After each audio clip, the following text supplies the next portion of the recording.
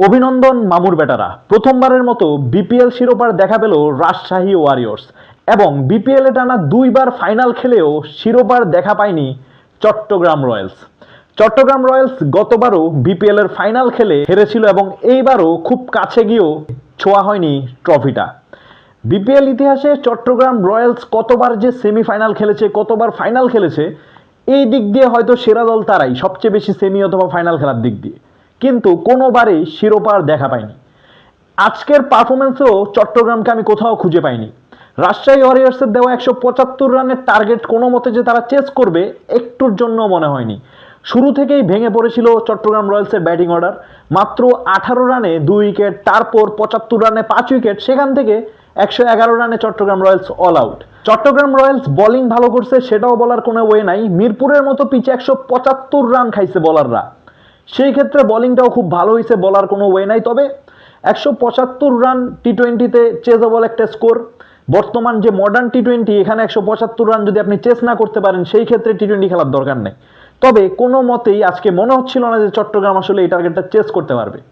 মোহাম্মদ নেওয়াজ বলেন, নাইম শেখ বলেন, মাহিদুল ইসলাম বলেন, কেউই আজকে আসলে দাঁড়াইতে পারে নাই। মাত্র 111 রানেই চট্টগ্রামের ইনিংস থেমে যায়। দেখার মতো ছিল শুধু রাজশাহী ওয়ারিয়র্সের পারফরমেন্স।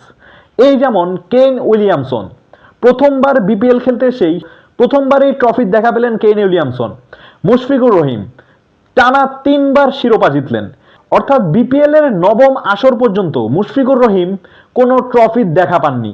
অনেকেই ভেবেছিলেন মুশফিকুর রহিম হয়তো বিপিএল এ কোনো ট্রফিরই দেখা পাবেন না, কিন্তু মুশফিকুর রহিম 9ম আসরের পরে টানা 3টা শিরোপার দেখা পেল। অন্যদিকে তানজিদ তামিম অসাধারণ একটা সেঞ্চুরি করছেন এবং তার ব্যাটিং নৈপুণ্যেই 175 রানের একটা বাহার সমান টার্গেট দাঁড়া করায় রাজশাহী ওয়ারিয়র্স। এবং আজকের এই ফাইনালে আরেকজনের কথা না বললেই নয়, সে হচ্ছে শ্রীলঙ্কান বিনুরা। 9 রানে 4 উইকেট, অসাধারণ বোলিং করেছেন এবং সত্যি বলতে চট্টগ্রাম রয়্যালসের ব্যাটিংকে বিধ্বস্ত করেছেন। বিপিএল এর শুরুতে তিনি বলেছিলেন বিপিএল তার জন্য একটি আদর্শ প্ল্যাটফর্ম। বিপিএল এ পারফর্ম করে তিনি জাতীয় দলে ডাক পেয়েছিলেন এবং এইবারও বিপিএল এ পারফর্ম করে তিনি আবারও জাতীয় দলে ঢোকার স্বপ্ন দেখেছিলেন এবং এই বিপিএল তার দুর্দান্ত গিয়েছে। রাজশাহীর হয়ে প্রত্যেক ম্যাচে খুবই ইকোনমিক্যাল বোলিং করেছেন এবং গুরুত্বপূর্ণ টাইমে উইকেট বের করে দিয়েছেন। আজকেও যদি খেয়াল করেন, একদম শুরুর দিকে যে 2টা উইকেট ছিল সেই 2টা বিনুরাই নিয়েছেন, যার কারণে মাত্র 18 রানে 2 উইকেট হারিয়ে চট্টগ্রাম রয়্যালস একটা বিপাকে পড়ে। সেখান থেকে আর ঘুরে দাঁড়াতে পারেনি চট্টগ্রাম রয়্যালস। বিনুরা ফার্নান্দো বিপিএল এ বরাবরই খুব ভালো খেলেন। এবারের বিপিএলটাও তার কাছে হয়তো স্বপ্নের মতোই ছিল।